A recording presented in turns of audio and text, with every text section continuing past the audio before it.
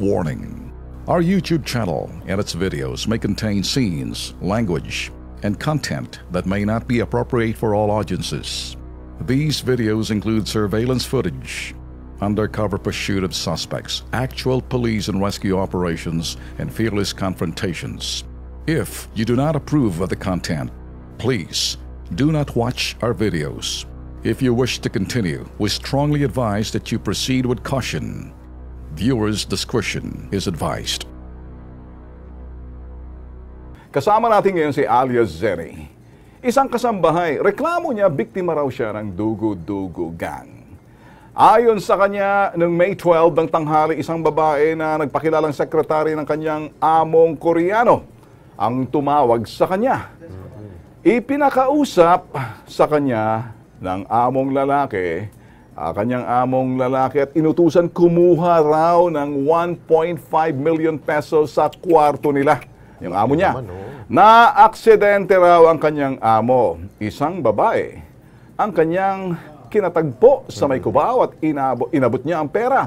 Pero pag uwi niya ng bahay, nadat na niyang amo at laking gulat na maayos naman ang lagay nito. Diretso tayo ngayon dito, ano? Okay. Ako'y tatanungin kita. Ayaw natin pakita yung mukha niya. Ayaw natin pakita sa iyo, no? Sagot ka lang. Tinawagan ka ng sekretarya ng amo, secretary attorney ng amo mo. Opo. Sinabi sa iyo, buksan, sirain ang... Na-aksidente daw po yung anong sisirain? ang bolt po. Yung vault na gawa mo. Bolt. Gawa nga ng mga aksidente. Opo. Paano? Tinuruan ka kung paano, pati combination? Opo, tinuruan Abay, po kabisado to. Okay. Ngayon, nabuksan mo. Opo. Pero habang binubuksan mo, nasa telepono siya, nakikipag-usap siya. Nakamonitor po sa akin. Lahat na instruction Opo, sinusunod lahat mo. Pagdating noon, nakuha mo yung 1.5 million pesos, anong inutos sa'yo? Ilagay ko daw po sa envelope, tapos ayusin ko daw po paglagay, at dalhin ko na agad daw doon dahil... Saan doon? Sa Cubao daw po. Alright. At may inutusan daw po sila doon at kukuha. Doon magtatagpo, abot yung pera para doon sa amo mong na-aksidente. Opo. Eh, paano ka nakabot? Naglakad ka, tumakbo ka, nagsakay ka, lumipad ka? Nag-taxi po. Oh, saan ka kumuha ng pang-taxi? Doon po sa pinakuha po sa akin. Sa 1.5? Opo. O, 1,000 yun? 1,000 po. So, kinuha mo 1,000, binayad mo sa taxi? Opo. Tapos, Pagkatapos, binigay mo lahat, buong buo? Opo. Binigyan po ako ng pangkain sa Jollibee. Oh, okay. Mag-antay daw po muna ako ng... Doon ka rin muna, kain ka muna. 20 to 30 minutes at Okay. dadaanan ako ng mga amo ko Ng po. mga amo mo. Sa tagal na mag-antay ka ngayon, umuwi ka na ng bahay? Opo. Sumakay na lang po ako ng MRT. Okay. Pagdating sa bahay, nakita mong amo mo. Hindi pa po. Hinold po ako doon sa security guard. Security, ano Dahil po sinabi? doon sa nangyari. Oo, doon sa tinitirhan nyo. Opo. Sa pagdating ng security guard, anong ginawa sa'yo? Wala po. Doon lang po ako sa loob. Ng security? Opo. Alright, tapos dinala ka na sa presinto? Opo. May sumundo po sa akin, taga-NBI. Taga-NBI, okay.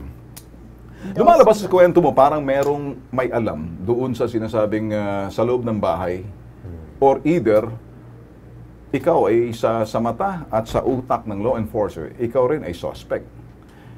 May tanong na ako sa iyo, para ikay hindi naman sa para malaman, kasi pumunta ka sa amin, ayaw naman namin ni Alex Masira dito, handa ka ba magpa-polygraph test? Para malaman Ano kung po talaga yun? Lie detector test. Opo. Na para kung isa yung nagsasabi ng totoo. Opo. Oh, good point yun. Pero hindi mabisa yun kasi hindi naman pwedeng gamitin sa hukuman. Kaya lang nagpapatunay kung ikay totoo. Opo. Kasi hindi ka namin kilala.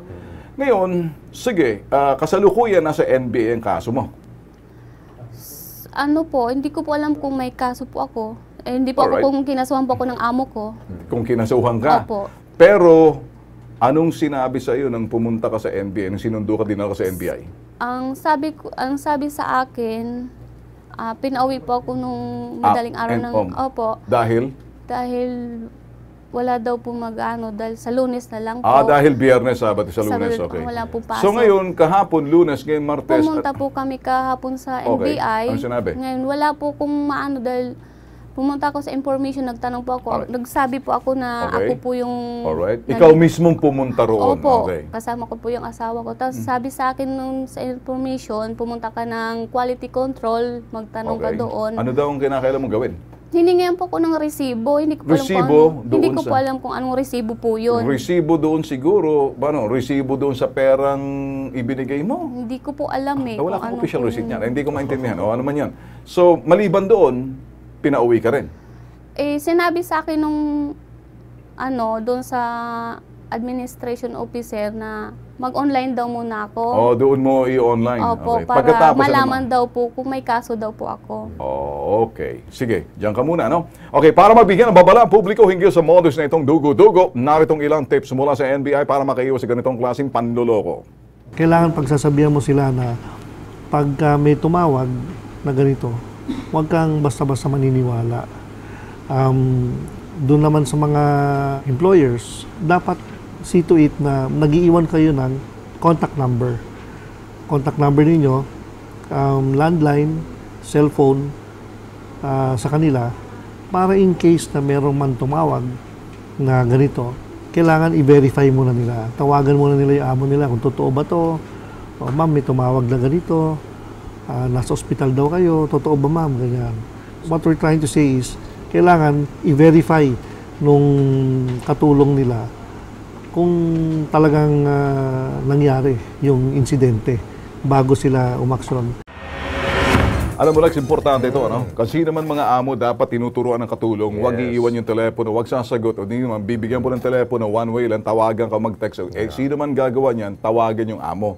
Huwag pansinin yung mga tumatawag, yes. lalo na yung mga ganong sabi na nadisgrasya ang amo nyo. Kaya may telepono. Ngayon, alam mo, kaya ka namin hindi namin ipapakita. Hindi ko alam kung may kasong kasi sa online, ano?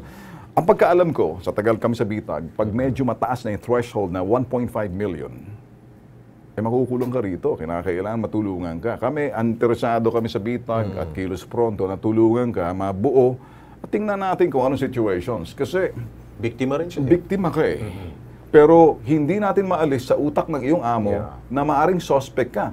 Tanong ko sa iyo, may mga katulong bang umalis sa bahay ninyo? Ang kasama ko po, umalis ng alas 11 ng umaga. Gaano siya katagal doon sa trabaho sa amo niya? Ano lang po siya, magdadalawang buwan. So, kabisado niya lahat ng buong bahay? Bago lang po siya. So, kaya nga, kabisado niya sulok-sulok ng bahay. Kasi merong nagbigay ng mga Alam kombinasyon. mo yung Alam niya kung combination saan. Combination. Alam niya na may pera doon. Paano malalaman? Hindi ka naman nakikisagot sa telepono. Tama? Opo. Okay.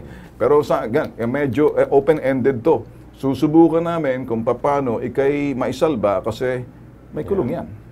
Pag medyo tataas ng mga 800 to 1,000, medyo may kulong yan. Pero nandito ka, sige, gagawa kami ng hapang para sa inyo.